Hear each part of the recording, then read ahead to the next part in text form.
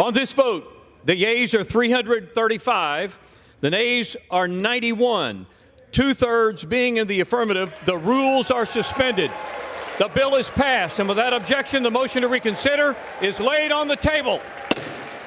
The U.S. House of Representatives passed a stopgap funding bill on Saturday with overwhelming Democratic support after Republican Speaker Kevin McCarthy backed down from an earlier demand by party hardliners for a partisan bill full of spending cuts. I rise in strong opposition to the bill. The day before the government shuts down, and the majority is still throwing anything that they can at the wall to see if anything sticks. House Republicans have already proven that they cannot and they will not pass a continuing resolution on their own, even one with outlandish spending cuts that could never pass the Senate or be signed into law. A bipartisan, a bicameral solution is the only way forward. To shut the government down would be disastrous for the American people, our military, and our economy. The time has come for everyone to put the American people above all interests and continue to do our work as responsible, reasonable, and serious legislators. For anyone to vote no on this bill, they are voting to shut the government down.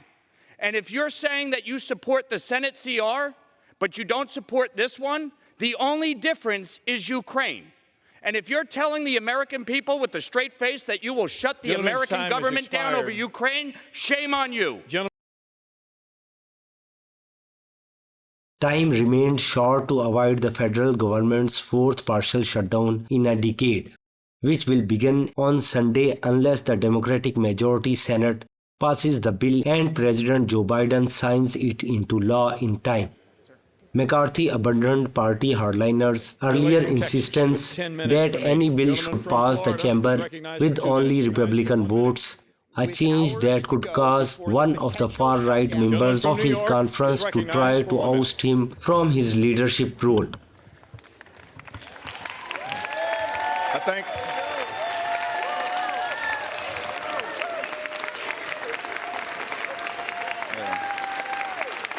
thank the distinguished gentlelady.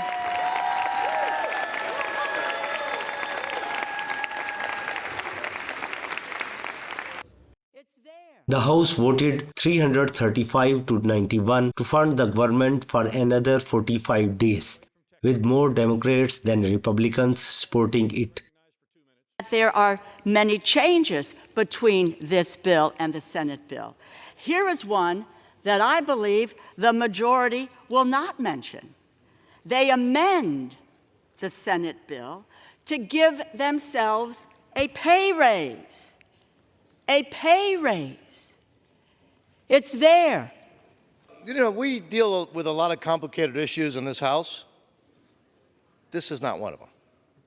Let's be very clear. 12 hours from now, the federal government shuts down if we don't act.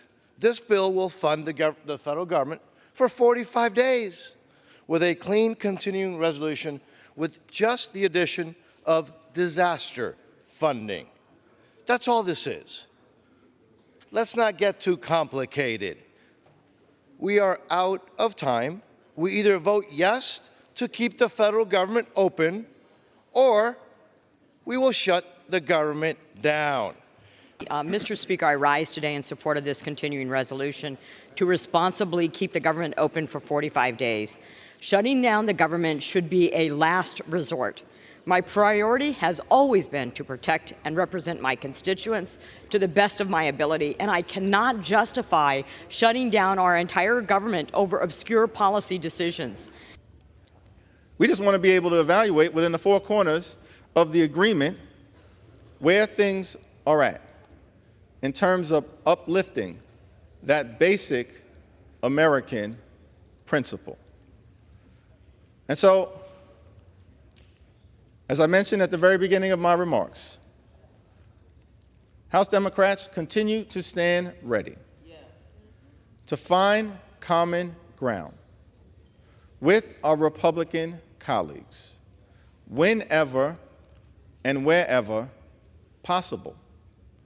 However, we will oppose Republican extremism whenever necessary. We will oppose any efforts to cut Social Security and Medicare.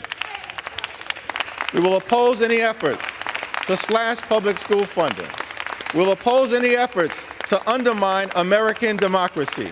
We will oppose any efforts to flood our communities with weapons of war. We will oppose any efforts to undermine the progress being made on the climate crisis. We will oppose any efforts to undermine the great American dream. The measure would extend government funding by 45 days if it passes the Democratic majority Senate and is signed into law by Biden.